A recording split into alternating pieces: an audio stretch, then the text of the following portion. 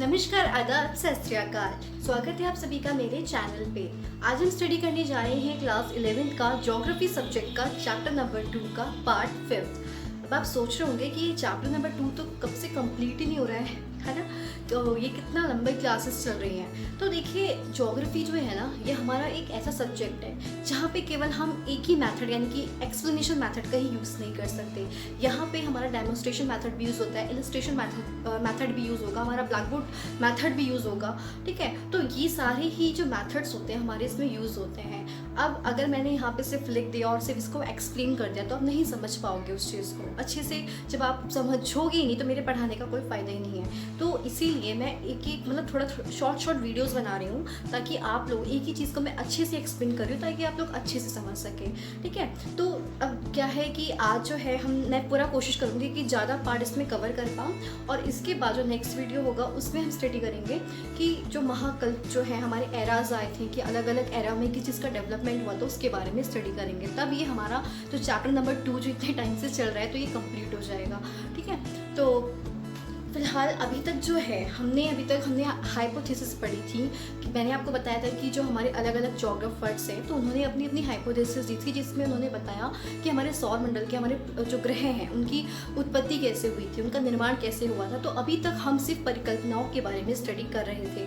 ठीक है, और उसके अलावा जैसे कि हमने सिर्फ 3 पढ़ी, कांट की वायव्य राशि परिकल्पना, लाप्लास का निहारे का सिद्धांत पढ़ा, और जेम्स जीन्स एंड जेफरे का जो ज्वारी परिकल्पना थी उसके बारे में स्टडी किया। लेकिन इसके अलावा भी आई थिंक 2 या 3 हैं हमारी एक्स्ट्रा हाइपोथेसिस हैं, लेकिन वो ज़्यादा इंपॉर्टेंट नहीं है। लेकिन फिर भी मैं PDF में उसको ऐड कर दूंगी ताकि अगर आप लोगों को स्टडी करना हो तो आप कर सकते हैं। लेकिन मैं यहाँ पे एक्सप्लेन नहीं करूँगी उनको क्योंकि वो मुझे नहीं लगता ये ज़्यादा इंपॉर्टेंट है, लेकिन आप चाहें तो आप उसको पढ़ सकते हैं। ठीक है, आज जो हम स्टडी करेंगे कि रियलिटी में हमारा जो तारे जो हैं उनका निर्माण कैसे हुआ, स्टार्स फॉर्मेशन कैसे हुआ, हमारे जो प्लैनेट्स हैं हमारे जो ग्रह हैं, ठीक है, तो उनका निर्माण कैसे हुआ। क्योंकि अभी तक हम परिकल्पनाओं की स्टडी कर रहे थे, लेकिन रियलिटी में क्या हुआ तो उसके बारे में हम स्टडी करेंगे। तो चलिए स्टार्ट करते हैं। तो देखिए, तारों का निर्माण जिसे कि हम इंग्लिश में बोलते हैं स्टार्स फॉर्मेशन, जो ये मैं पढ़ा रही हूँ उसको बिल्कुल दिमाग में इमेजिन कर लीजिए कि कैसे कैसे चीज़ें हो रही हैं। तो उसके बारे में बताया कि प्रारंभ में ब्रह्मांड में ऊर्जा एवं पदार्थ का वितरण। इतना समझते हैं पहले कि जो हमारा यूनिवर्स है, ब्रह्मांड है, तो वहाँ पे जो हमारे पदार्थ थे वो उनका जो वितरण यानी कि वो फैले हुए थे, असमान रूप से फैले हुए थे। जो ऊर्जा थी वो असमान रूप से थी, जो घनत्व यानी कि डेंसिटी था वो भी क्या था, अलग था। यानी कि प्रारंभ में ब्रह्मांड में ऊर्जा एवं पदार्थ का वितरण असमान तथा घनत्व में भिन्नता के कारण, क्योंकि जो वो पदार्थ थे तो उनका जो डेंसिटी था यानी कि जो उनका घनत्व था वो भी बहुत अलग अलग था, सेम नहीं था। तो जो ये घनत्व में भिन्नता थी ना, इसके कारण गुरुत्वाकर्षण में भी भिन्नता पाई जाती है। यानी कि जो हमारा ग्रेविटेशनल फोर्स होता है तो वो भी कम पाया जाता है। आई रिपीट कि जो हमारा ब्रह्मांड है, ठीक है, तो उसमें जो ऊर्जा, जो पदार्थ थे, उनका जो वितरण था, फैलाव था, वो असमान रूप से था। और जो उन पदार्थ की जो अपना घनत्व था वो भी सबका अलग अलग था, सेम नहीं था किसी का। तो घनत्व में भिन्नता के कारण क्या था कि जो उनका गुरुत्वाकर्षण बल था यानी कि ग्रेविटेशनल जो फोर्स था वो भी अलग था। ठीक है, उसमें भी भिन्नता थी। फिर क्या हुआ कि पदार्थों के एकत्रण से आकाशगंगा के विकास को आधार मिला। यानी कि जब वो पदार्थ ऐसे फैले हुए थे, जब वो एकत्रित होने लगे तो जो हमारी आकाशगंगा को इंग्लिश में क्या बोलते हैं, गैलेक्सी। जैसे हमारी गैलेक्सी का नाम क्या है, मिल्की वे, है ना। तो आकाशगंगा यानी कि जब ये पदार्थ एकत्रित होने लगे तो इससे जो हमारी आकाशगंगा के निर्माण के विकास को आधार मिला। आकाशगंगा का जो व्यास है वो कितना है, व्यास मतलब क्या होता है हमारा, डायमीटर। व्यास क्या होता है हमारा, डायमीटर होता है, त्रिज्या होती है हमारी रेडियस। तो जो व्यास की बात कर रहा है, डायमीटर कितना था, 80,000 to 1,50,000 प्रकाश वर्ष तक होता है। अब प्रकाश वर्ष हमने पढ़ा था पहले की वीडियोस में, लाइट ईयर, यानी कि मैंने आपको बताया था क्या होता है प्रकाश वर्ष या लाइट ईयर। यानी कि जो प्रकाश होता है वो एक साल में पूरे 365 डेज में या 366 डेज में जितनी भी वो दूरी को तय करता है, ठीक है, उसको क्या बोलते हैं, प्रकाश वर्ष बोलते हैं। तो जो आकाशगंगा होती है, हमारी गैलेक्सी जो होती है, उसका जो व्यास होता है वो 80,000 to 1,50,000 प्रकाश वर्ष तक होता है। आकाशगंगा का निर्माण किससे? हमारी हाइड्रोजन गैस के द्वारा बने विशाल बादल से हुआ है, इसे निहारिका कहते हैं। हमने निहारिका वर्ड पढ़ा था, जो धूल के बादल होते हैं, गैस के बड़े बड़े बादल होते हैं, तो उनको निहारिका कहते हैं, है ना। तो जो हमारी आकाशगंगा है, हमारी जो गैलेक्सी है, उसका निर्माण किससे हुआ है कि बड़ी बड़ी जो हाइड्रोजन गैस होती है उसके बादल से हमारी इस निहारिका का, मतलब हमारी आकाशगंगा का निर्माण हाइड्रोजन गैस के द्वारा बने विशाल बादल से हुआ है, जिसे कि निहारिका कहते हैं।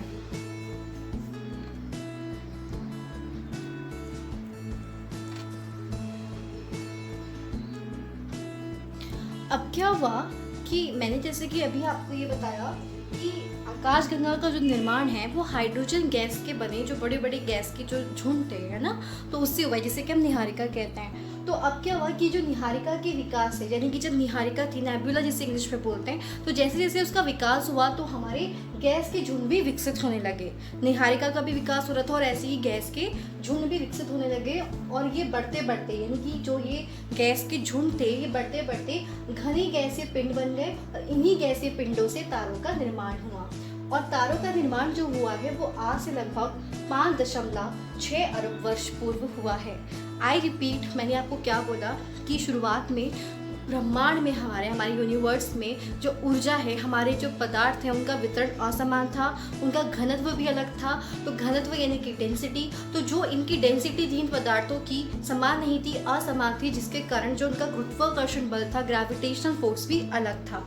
फिर क्या हुआ कि जैसे जैसे ये पदार्थ एकत्रित होने लगे तो आकाशगंगा हमारी गैलेक्सी को विकसित होने का आधार मिला, यानी कि वो विकसित होने लगी।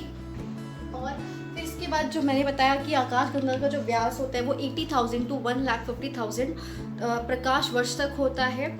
और फिर मैंने आपको बताया कि जो आकाशगंगा है उसका निर्माण किससे? हाइड्रोजन गैस के द्वारा हुआ है। हाइड्रोजन गैस के जो बड़े बड़े बादल हैं, जिसे कि निहारिका बोलते हैं, तो उससे हुआ है ना। और फिर क्या हुआ कि जब निहारिका का विकास होने लगा तो साथ साथ गैस के झुंड भी विकसित हुए, जो बढ़ते बढ़ते घने गैसीय पिंड बन गए, और इन्हीं गैसीय पिंडों से तारों का निर्माण हुआ। और तारों का निर्माण जो है वो आज से 5.6 अरब वर्ष पूर्व हुआ। तो इस प्रकार से हमारे तारों का निर्माण हुआ। अब हम बात करेंगे कि ग्रहों का निर्माण कैसे हुआ। अब देखिए, जो ग्रहों का निर्माण यानी कि फॉर्मेशन ऑफ प्लैनेट्स की बात करेंगे, तो ग्रहों का निर्माण तारों से हुआ है। निहारिका के अंदर गैस के गुंथित झुंडों में, यानी कि जैसे ये गैस के बादल थे ना, ये गैस के बादल थे, ठीक है, गुंथित यानी कि आपस में गुथे हुए, ठीक है, झुंडों में गुरुत्वाकर्षण बल के कारण, यानी कि जो ये निहारिका के अंदर जैसे गैस का ये पूरा झुंड था, तो इनके बीच में, गैसों के बीच में भी ग्रेविटेशनल फोर्स था, जिसके कारण गैसीय क्रोड का निर्माण हुआ। यानी कि क्रोड आप कह सकते हैं कि जैसे बीच में, है ना, क्रोड का निर्माण होता है। और इस क्रोड के चारों ओर, यानी कि जो ये क्रोड निर्माण हुआ तो इसके चारों ओर क्या हुआ कि गैस और धूल के कणों की चक्कर लगाती हुई तश्तरी विकसित हुई, ठीक है। आई रिपीट, हमने बात करी कि वो गैस के जो झुंड थे यानी कि निहारिका के रूप में, तो फिर क्या हुआ, हमारे तारों का निर्माण हुआ था, ठीक है, वो गैस के बादल बने थे निहारिका से, और फिर मतलब उनका तारों का निर्माण हुआ था, ठीक है। तो अब हम बात करें कि ग्रहों का कैसे निर्माण हुआ। तो ग्रहों का निर्माण तारों से हुआ है कि निहारिका के अंदर, यानी कि मैंने आपको बताया कि जो वो गैस के झुंड बनने लग गए थे, तो उनके बीच में भी ग्रेविटेशनल फोर्स था, और उस ग्रेविटेशनल फोर्स के कारण क्या हुआ कि गैसीय क्रोड का निर्माण हुआ। जैसे ये गैस का पूरा बादल, पूरा ये एक नेबुला है, और इसके बीच में एक क्रोड का निर्माण हुआ। अब क्या हुआ, ये क्रोड का निर्माण हुआ तो इसके चारों ओर, यानी कि चारों ओर जो एक कण, धूल के कण थे, गैस के जो कण थे, मतलब जो गैस थी और धूल के जो कण थे, वो चारों तरफ से चक्कर लगाने लगे, ठीक है। चक्कर लगाते हुए इस तश्तरी मतलब जैसे कि प्लेट्स की तरह उसका विकास हुआ, ठीक है। आगे बढ़ते हैं। अब देखिए उसके बाद क्या हुआ, जब तश्तरी विकसित हुई तो उसके बाद सेकेंड स्टेज में गैसीय बादल का संघनन प्रारंभ होता है, यानी कि अब वो बढ़ने लगे, यानी कि जो गैस के बादल थे उसमें संघनन प्रारंभ होता है, और क्रोड के इधर उधर का पदार्थ छोटे गोलाकार पिंडों के रूप में विकसित हुआ। जो हमने बात की थी ना कि बीच में एक क्रोड है, उसके चारों तरफ धूल के, गैस के जो कण हैं, जो सब क्या है, चक्कर लगा रहे थे तश्तरी के रूप में, ठीक है। तो जो क्रोड के इधर उधर का जो ये पदार्थ था वो छोटे छोटे मतलब छोटे गोलाकार पिंडों के रूप में विकसित हुआ, और बाद में ग्रहाणुओं का रूप धारण किया। फिर क्या हुआ, ग्रहाणु संगठन की क्रिया द्वारा बड़े पिंड बन गए, मतलब कि ऐसे ही और भी मतलब बहुत सारे थे, ठीक है। तो इसके ये धीरे धीरे क्या हुआ, ये पिंड बनने लगे और ये आपस में संगठन हो गए, एक साथ एकत्रित हो गए। आई रिपीट कि जब ये तश्तरी, देखो ये था ना हमारा बीच में क्रोट था, तो इसके इधर उधर का पदार्थ क्या था, घूम रहा था। फिर धीरे धीरे क्या हुआ कि जो ये गैसीय बादल थे इनका संघनन, यानी कि संघनन को इंग्लिश में क्या बोलते हैं, कंडेंसेशन ना, तो संघनन प्रारंभ होता है और जो क्रोट था उसके इधर उधर का जो पदार्थ था, ये ऐसा नहीं कि केवल एक ही जगह पे हो रहा है, और भी जगह हो रहा है, ठीक है। तो क्रोट की इधर उधर का जो पदार्थ था वो छोटे गोलाकार पिंडों के रूप में, यानी कि अभी छोटे छोटे पिंड बन गए, ये छोटे छोटे पिंड बन गए बहुत सारे, और फिर जब ये एक साथ एकत्रित हुए तो ये बड़े पिंड बने, ठीक है। एक साथ ग्रहाणु संगठन की क्रिया के द्वारा ये बड़े पिंड बन गए तथा गुरुत्वाकर्षण शक्ति के कारण क्या हुआ, ये एक दूसरे से जुड़ गए, है ना। देखो क्रोट था, क्रोट के चारों तरफ गैस और विभिन्न प्रकार की जो गैसेस थी, हमारी गैस और जो हमारे धूल थे, धूल के कण जो थे वो उसके चारों तरफ चक्कर लगाने लगे तश्तरी की तरह। और फिर क्या हुआ कि जो ये हमारे गैस के बादल थे इनका विकास हुआ, ठीक है। ये संघनन, इनका संघनन प्रारंभ हुआ और ये एक गोलाकार पिंडों के रूप में विकसित हुए। अब क्या हुआ कि ये बहुत सारे गोलाकार पिंड थे और फिर क्या हुआ कि इनके बीच में ग्रेविटेशनल फोर्स था, तो जिसके कारण ये सभी चीज़ें एक तरफ अट्रैक्ट हुई और फिर एक बड़े से, जैसे कि आप इसको मान सकते हैं कि ये मान लीजिए ये बहुत सारे ग्रह बहुत सारे थे ये और एक साथ जुड़ गए, मतलब आप ये समझिए कि ग्रेविटेशनल फोर्स के कारण ये आपस में जुड़ गए और बड़े ग्रहों का इन्होंने रूप लिया था, ठीक है। तो इसी प्रकार से कुछ बड़े बने हैं, मतलब ज़्यादा संगठन हुआ होगा, ज़्यादा पिंडों का संगठन हुआ होगा तो बहुत बड़े ग्रह बने, और जिनमें ज़्यादा मतलब जो ज़्यादा बड़े नहीं हो पाए तो वो छोटे ग्रह बने। तो इस प्रकार से हमारे ग्रहों का निर्माण हुआ।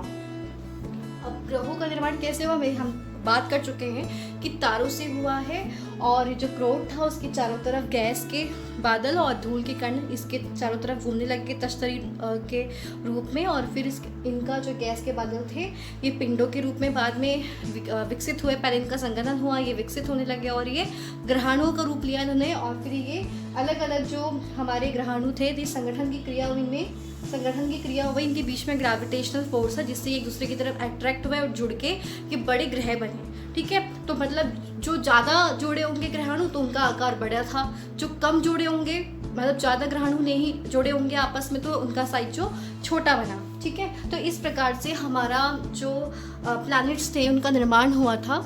आई होप आप समझ गए होंगे, अगर नहीं समझे होंगे तो प्लीज़ कमेंट करके ज़रूर बताना, तो मैं आपको बता दूंगी कि कैसे दोबारा से रिपीट कर दूंगी मैं इस चीज़ को। फिर हम इसके आगे का भी पढ़ते हैं।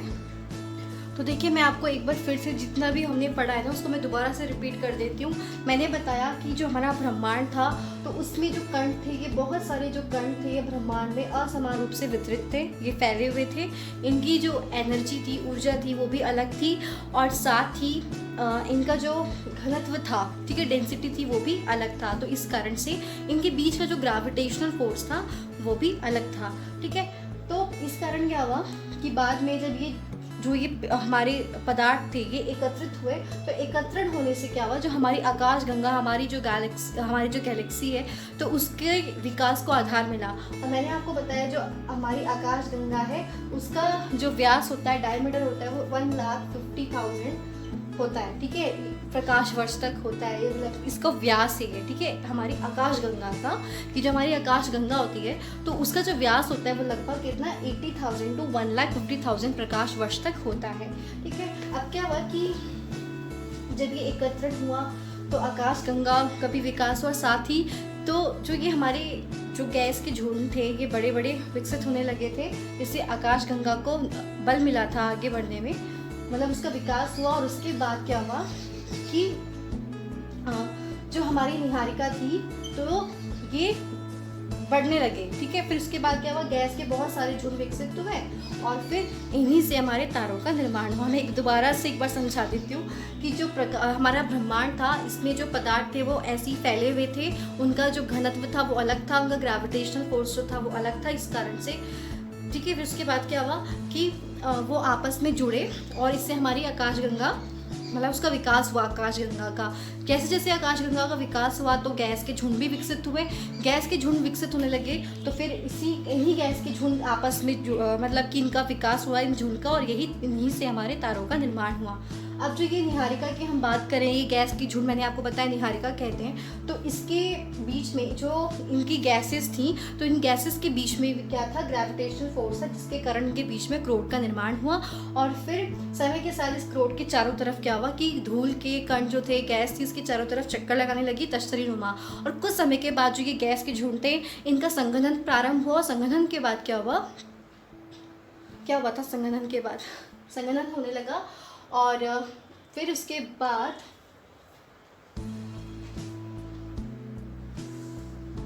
ये छोटे छोटे पिंडों के रूप में विकसित हुए थे।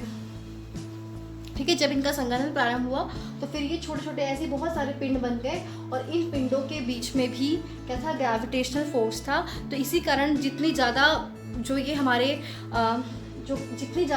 ग्रहाणु आपस में ग्रहाणु संगठन की क्रिया हो गई, मतलब जितने ज़्यादा प्लानिट ये एक साथ जो ये बादल थे, आप कह सकते हैं गैस के जो ये बादल थे, जब ये एक साथ इतने सारे थे और जब ये एक साथ संगठन हुआ इनका ग्रेविटेशनल फोर्स के कारण, तो ये हमारे ग्रहों का निर्माण हुआ। तो इसी कारण से जो ज़्यादा जुड़े तो वो बहुत बड़े, उन्होंने बड़ा आकार लिया, जिसमें ज़्यादा नहीं जुड़ पाए तो उन्होंने छोटा आकार लिया, है ना। तो इस प्रकार से हमारे तारों का निर्माण हुआ, इस प्रकार से हमारे ग्रहों का निर्माण हुआ। सो आई होप आप लोग इसको समझ गए होंगे।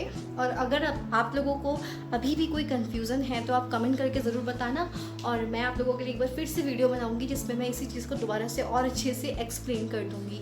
तो आज के लिए इतना ही, फिर हम मिलते हैं नेक्स्ट वीडियो में जिसमें हम इसके आगे का स्टडी करेंगे। और अच्छा लगे वीडियो तो प्लीज़ वीडियो को लाइक कर देना और चैनल को सब्सक्राइब कर देना और अपने फ्रेंड्स से सबसे शेयर कर दीजिएगा। ठीक है, तो चलिए आज के लिए इतना ही, फिर मिलते हैं नेक्स्ट वीडियो में।